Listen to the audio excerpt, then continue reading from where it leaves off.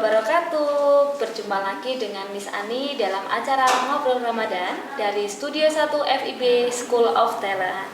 Nah, kali ini saya sudah bersama wali murid. Assalamualaikum Mama. Waalaikumsalam warahmatullahi wabarakatuh. Iya, kali ini saya bersama Mama siapa ini? Mama Ihsan. Dari Mama Ihsan. Nah, dari Mama Ihsan berarti kelas berapa Mama Ihsan ini? Kelas 5 level SD. Oh iya, Mama Ihsan, orang tua dari Ihsan kelas 5 SD ya, Ma ya. Ya. Hari ini kita akan mengobrol-ngobrol seputar Ramadan ya, Ma ya. Yes. Nah, kali ini tema yang akan kita bahas mengenai apa, Ma? Insya Allah kita akan bahas interaksi dengan Al-Quran selama bulan Ramadan. Interaksi Al-Quran selama bulan Ramadan. Nah, bagaimana sih sebaiknya Ramadan ini menjadikan Ramadan yang produktif itu seperti apa? Nah, teman-teman kan pasti penasaran nih. Mari kita coba kita tanya-tanya sama Mama Ihsan gitu. Nah, kira-kira Mah, ini kan kalau di kalangan anak-anak itu kan biasanya menjadikan membaca Al-Quran itu kan ada yang mungkin males, ada yang mungkin belum bisa mengaji Al-Quran. Nah, ini kira-kira apa sih Ma yang solusi yang bisa kita tawarkan? Ya, Bismillahirrahmanirrahim. Mungkin gini ya, Miss, karena memang anak-anak itu kan mungkin ada ketidaktertarikan gitu ya. Terus mungkin bosen atau males gitu ya. Kalau misalnya kita langsung meminta mereka untuk ayo mengaji gitu. Padahal kita tahu selama bulan Ramadan ini kan kesempatan besar ya. Betul. Untuk kita meningkatkan amal ibadah, kemudian juga untuk anak-anak itu untuk melatih supaya mereka itu semakin bisa dekat dengan Allah gitu ya. Di bulan Ramadan ini kalau untuk cara mengajak untuk supaya mau mengaji itu biasanya kita bisa pakai permainan ya, karena anak-anak itu kan dunianya bermain mungkin ya. Jadi mungkin dengan lewat permainan itu bisa lebih masuk gitu, lebih mudah gitu lebih ya untuk mengajak. Ya. Nah mungkin kalau yang pernah saya terapkan tuh caranya seperti ini, kita mungkin bikin tebak-tebakan gitu ya, tentang urutan surat misalnya. Setelah surat Al-Baqarah itu misalnya surat apa, atau mungkin setelah yang di juz terakhir mungkin di juz 30 ya, anak-anak mungkin lebih familiar gitu. Kita coba tanyakan urutannya, ayo setelah surat ini surat apa. Nah setelah dia menjawab nanti kita minta untuk membaca, coba sih tolong dibaca gitu. Misalnya setelah surat An-Nas itu surat apa. Nah nanti ketika dia menjawab kita minta coba tolong dibacakan gitu. Setelah surat An-Nas misalnya surat Al-Falaq, nanti dia membaca. Jadi secara nggak langsung dia nanti jadi berinteraksi dengan Al-Quran. Betul sekali. Berarti interaksi dengan Al-Quran itu sangat macam-macam ya Ma ya, untuk ininya biar lebih tertarik gitu. Lebih mudah juga, dan anak-anak juga menyukai. Berarti kan secara tidak langsung kalau kita memberikan tebak-tebakan seperti itu secara tidak langsung kan anak-anak juga otomatis akan belajar ya Ma ya. Iya, betul Miss. Nah, berarti kan kita juga tidak perlu biasanya kan kamu harus mengaji. Nah, itu kan malah memaksa anak-anak dan takutnya malah kesannya tidak nyaman begitu. Kalau seperti itu lebih menarik ya Ma ya. Bagus Ma itu Ma. Nah, kemudian Ma, itu tadi kan kalau anak-anak yang sudah mungkin lancar mengaji atau bisa mengaji. Bagaimana Ma kalau misalkan untuk anak-anak yang ngajinya itu masih kurang lancar Ma? Nah, biasanya kan tuh kan anak-anak, saya kan ada nih menjumpai beberapa, ada menjumpai anak gitu ya Ma ya, yang ngajinya kurang lancar. Nah, seperti malu atau insecure gitu loh Ma, malu lah intinya. Nah itu bagaimana ya Ma cara untuk biar tetap bisa mengaji Ma? Ya, kalau untuk anak itu sebenarnya kan kita menanamkan kebiasaan ya. Jadi berlatih gitu. Nah Ramadan ini adalah momen yang sangat bagus untuk bisa melatih anak-anak supaya nanti dia dengan misalnya selama Ramadan ini mengajinya rutin, akhirnya dia ada tumbuh ketertarikan seperti itu. Nah kemudian bagaimana dengan anak-anak yang mungkin masih belum bisa mengaji, masih belum lancar atau baru belajar gitu ya. Ini sebetulnya nggak hanya untuk anak, Miss. Jadi mungkin juga untuk orang tua juga orang ya. tua juga, betul Kan sekali, mungkin ada Mbak. juga yang belum lancar gitu ya. Padahal kalau kita dengar seperti ulama-ulama itu kan bilang kalau Ramadan minimal satu kali khatam gitu kan. Nah padahal kan nggak semua orang itu lancar. Lancar, betul. Jadi kalau mungkin merasa berat atau gimana gitu, nah mungkin ada beberapa cara yang bisa kita lakukan supaya tetap ada interaksi dengan Al-Quran itu, meskipun nggak dengan membaca. Jadi misalnya bisa dengan cara mendengarkan.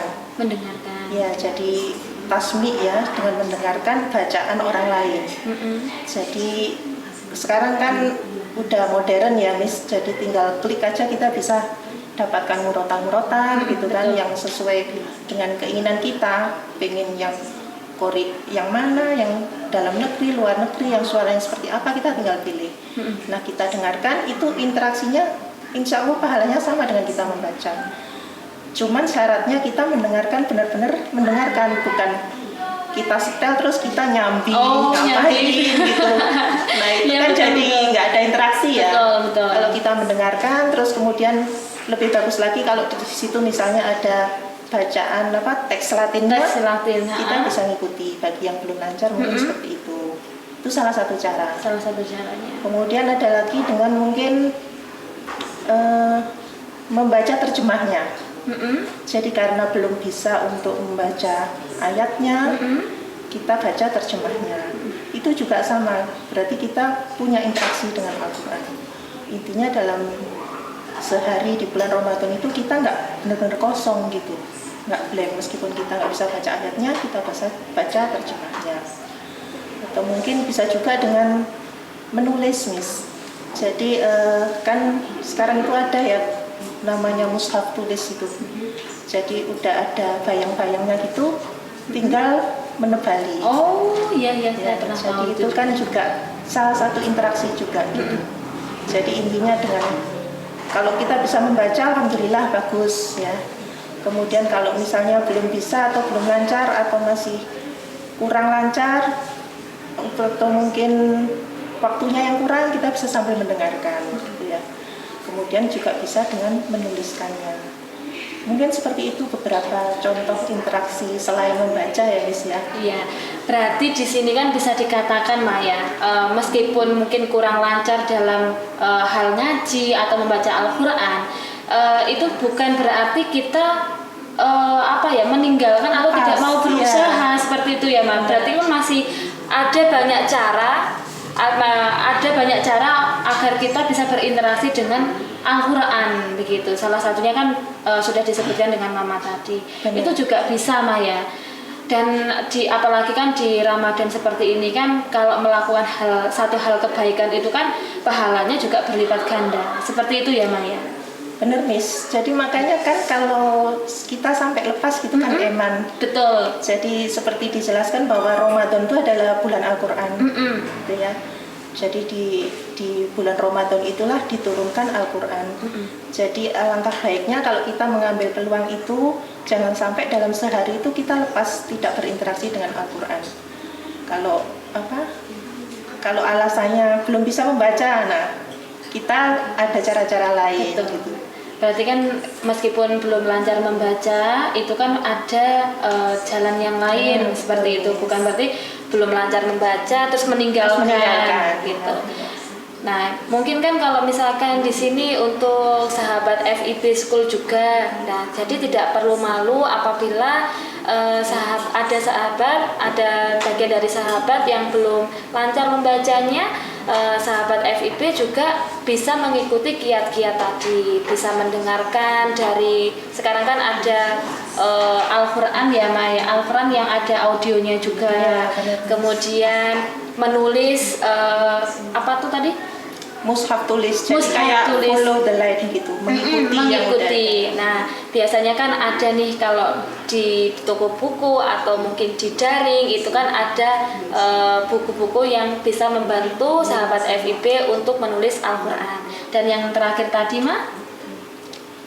membaca terjemahannya. Nah, dari ketiga itu tadi, insya Allah sahabat FIB juga sudah mengamalkan hal yang sebaiknya wajib diamalkan di saat bulan Ramadan seperti itu.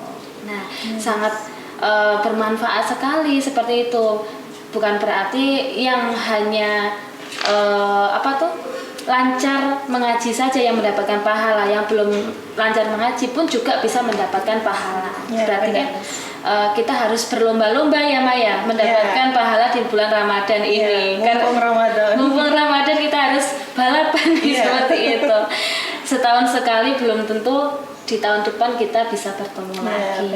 Makanya kita harus memaksimalkan seperti itu. Nah, bagaimana nih sahabat FIB, sangat menarik sekali ya untuk obrolan Ramadan kali ini bersama Mama Ihsan. Nah, mungkin bagi mama-mama yang lain atau orang tua yang lain, apabila mama-mama atau papa-papa, orang tua wali murid yang berkenan untuk mengikuti obrolan seputar Ramadan, bisa nih nanti langsung saja mengkontak di Studio 1 FIB School of Talent gitu. Nah, terima kasih sekali atas kedatangannya Mama Ihsan.